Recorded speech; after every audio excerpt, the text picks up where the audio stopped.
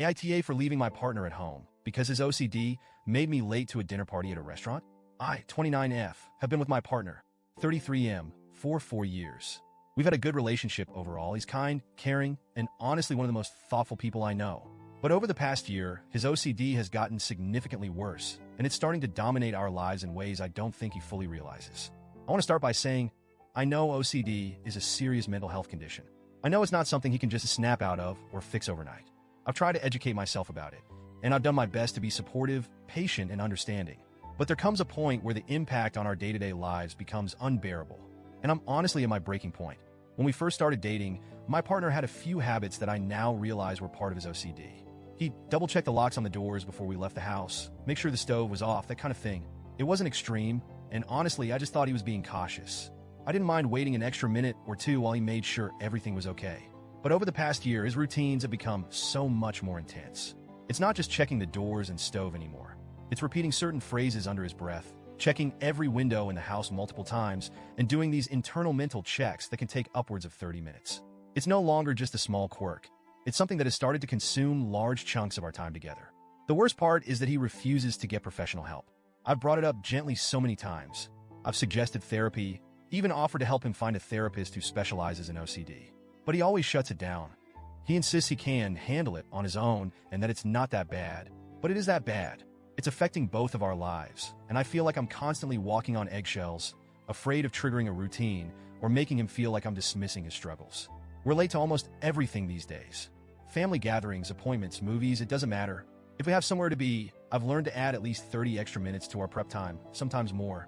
But even with that buffer, we still end up running late. And it's exhausting. 2 weeks ago, my boss invited us to a dinner party at a really nice restaurant to celebrate a recent promotion I'd gotten. This promotion was a big deal to me. I've been working so hard for this, and this dinner felt like a recognition of all the effort I've put in. Plus, it was a chance to connect with my boss and coworkers outside of the usual work setting. In short, this night mattered to me a lot. I was already nervous about it because I wanted to make a good impression, but I was especially worried about whether we'd be able to get there on time. I knew my partner's routines would be an issue, so I tried to plan ahead.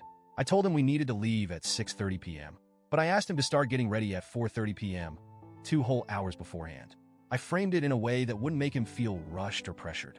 I said something like, let's start early so we don't have to stress about time. And to his credit, he did start getting ready at 4:30. But as the evening went on, I could feel that familiar knot of anxiety building in my stomach. At first, he was just getting dressed and checking his hair, normal stuff. But then the routine started.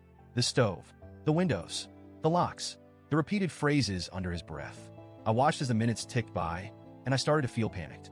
At 6:15, I reminded him gently, hey, we need to leave in 15 minutes. He said, I know, I'm almost done. But he wasn't. At 6:30, when we were supposed to be walking out the door, he was still mid-routine. I reminded him again, more firmly this time, we're going to be late. I really need us to go now. But he couldn't stop. I could see the frustration on his face too. He didn't want to be stuck in his cycle. But he couldn't break free from it. At 6:45, I had a choice to make. If I stayed and waited for him to finish, we'd likely be 30 minutes late, if not more. And showing up that late to an event hosted by my boss felt unthinkable. So I made the call.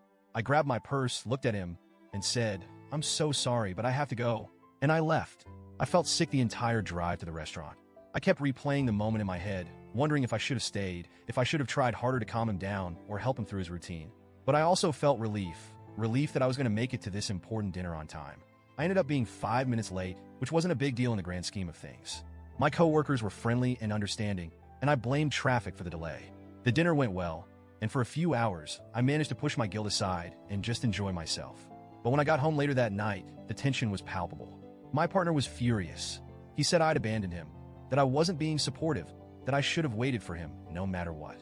I tried to explain my side, that this dinner was incredibly important for my career, that I'd asked him to start getting ready 2 hours early, that I'd waited as long as I could. But he wasn't hearing it. He said that I made him feel like he was a burden, like his OCD was an inconvenience to me. And honestly, it is an inconvenience. But it's also so much more than that. It's heartbreaking, because I can see how much he struggles with it, how much he wishes he could just stop. But he can't, and it's eating away at both of us. It's been 2 weeks, and things are still tense between us. He's been distant and cold. We're barely speaking, and when we do, it's clipped and awkward. I feel guilty, but I also feel angry. I feel like I've done everything I can to be supportive, but his refusal to get help is making it impossible for us to move forward. I don't know what to do. I love him, but I also feel like I'm drowning. I can't keep living like this. Constantly late, constantly anxious, constantly worried about how his routines are going to affect our plans. But I also can't imagine walking away from him, knowing how much he's struggling. So, Ida, was I wrong for leaving him at home that night? Should I have stayed, even if it meant risking my reputation at work? Or was I justified in prioritizing something that was so important to me?